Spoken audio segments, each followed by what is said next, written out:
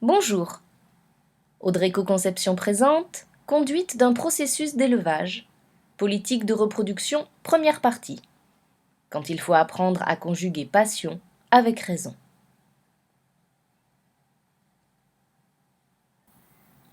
Préambule. Dès le départ, le terme élevage prête à confusion. Voyez le dictionnaire. On vous dit tout d'abord que l'action d'élevage consiste à élever des animaux en vue d'en obtenir des résultats économiques. Mais ensuite, une seconde définition. Un élevage est un ensemble d'animaux de même espèce regroupés au sein d'une même entité. Peu importe pour le moment. Ce qui est certain, c'est que la plupart de nos lecteurs ont en commun de connoter élevage avec reproduction. Leur but est bien de produire des chiens ou des chats. Et de ce point de vue, pas de reproduction, pas d'élevage. On pourrait prolonger le raisonnement. Des reproductions insuffisantes en nombre et en qualité font un élevage qui ne répond pas aux objectifs de l'éleveur.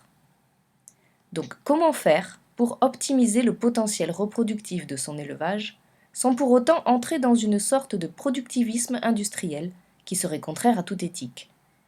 Il va de soi que personne ne recommanderait d'imposer aux productrices un nombre trop important de portées, qui serait de nature à nuire à leur santé. C'est ce à quoi nous vous proposons de réfléchir avec nous maintenant. Élevage et reproduction. Quoi qu'il en soit, une constante demeure. Tout élevage, amateur ou professionnel, a pour finalité habituelle de produire des animaux. Le professionnel car c'est pour lui une question de survie économique, l'amateur parce que son objectif est d'obtenir des animaux toujours plus proches de l'idéal qu'il se fait de la race ou des races qu'il élève. Et pour produire, il faut des reproducteurs, comme l'aurait dit Monsieur de la Palisse. Des reproducteurs, si on en parlait.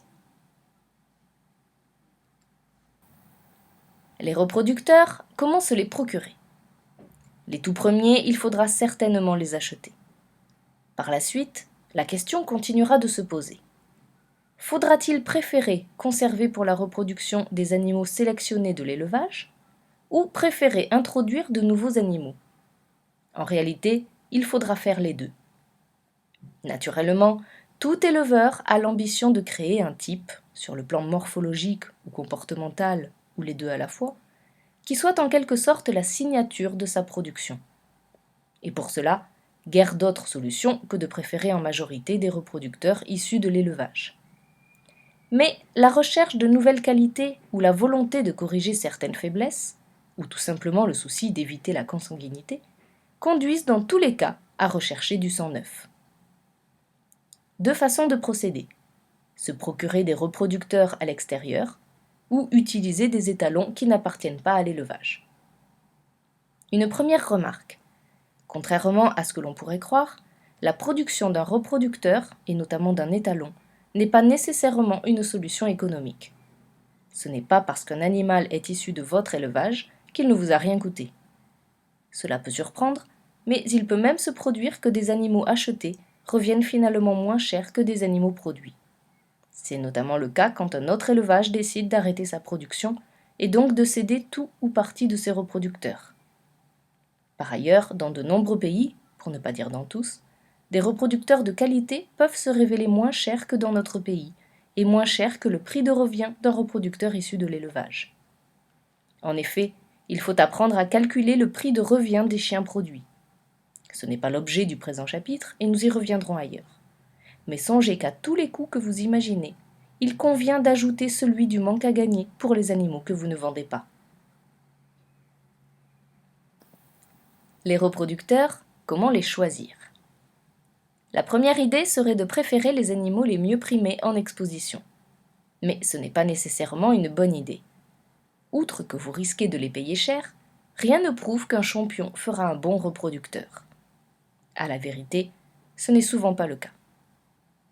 En fait, l'idéal serait de ne pas acheter le champion, mais ses géniteurs.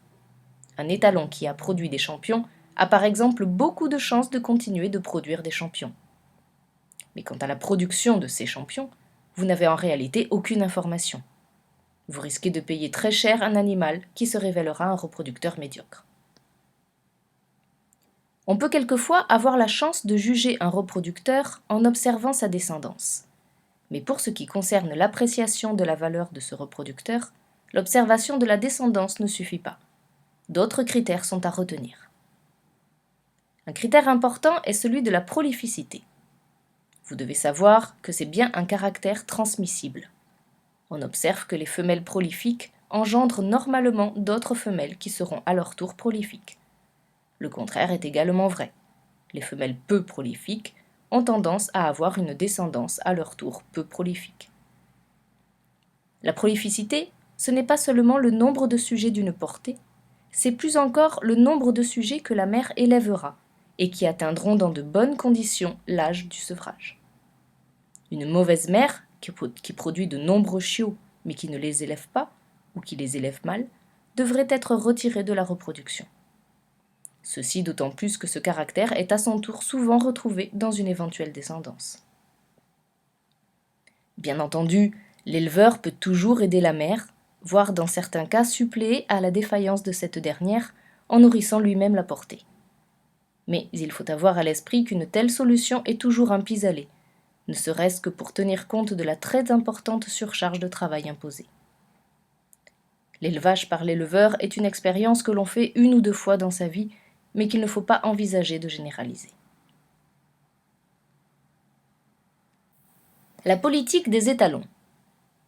Voyons maintenant quelle sera votre politique en ce qui concerne vos reproducteurs, et commençons par les étalons.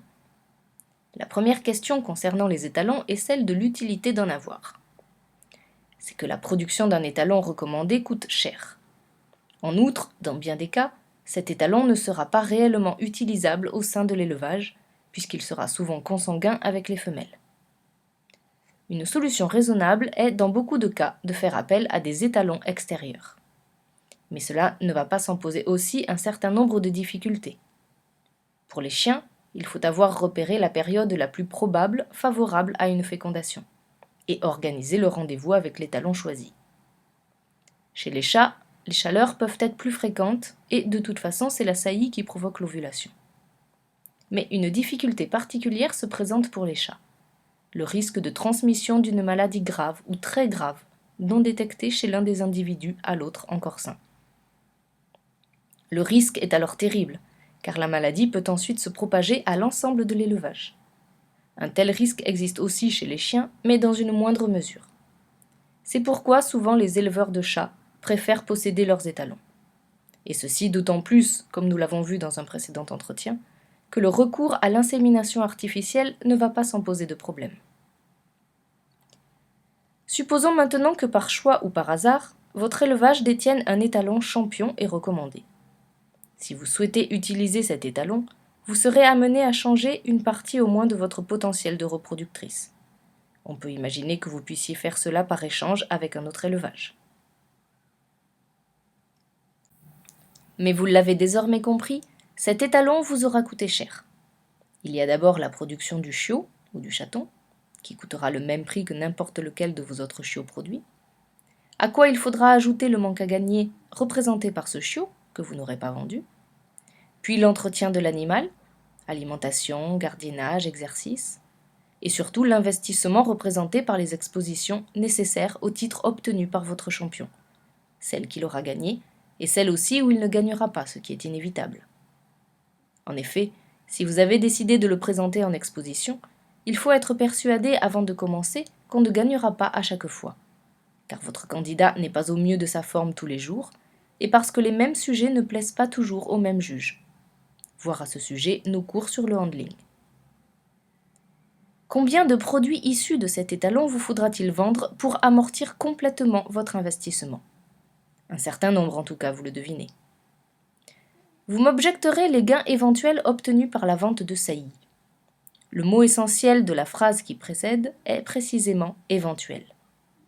L'expérience montre que même dans le cas de champions particulièrement réputés, les recettes à attendre de ce côté, pour beaucoup de raisons, seront toujours modestes et ne viendront pas changer de manière sensible l'équilibre économique de votre élevage. Il s'agira dans tous les cas de profits irréguliers et incertains sur lesquels vous ne pourrez et ne devrez pas compter. Faire saillir à l'extérieur ou posséder ces étalons, vous le voyez, il n'y a pas de solution toute faite. À chaque situation, sa réponse spécifique. Maintenant, est-ce que vous voulez mon avis personnel sur cette question? La production d'un étalon champion est d'abord et avant tout pour un éleveur une question de plaisir, bien avant la recherche de quelque profit que ce soit. Maintenant, si une bonne organisation permet de réduire les coûts, il serait bien sot d'y renoncer par avance. Mais si l'objectif est le rendement économique, selon moi, et sauf situation très exceptionnelle, il existe sans doute des moyens bien plus simples pour y répondre plus favorablement. Mais il est vrai que ce que je dis là pour les étalons peut sans doute s'étendre à toute la production d'élevage en général. Merci pour votre attention et retrouvons-nous pour la suite de cet entretien.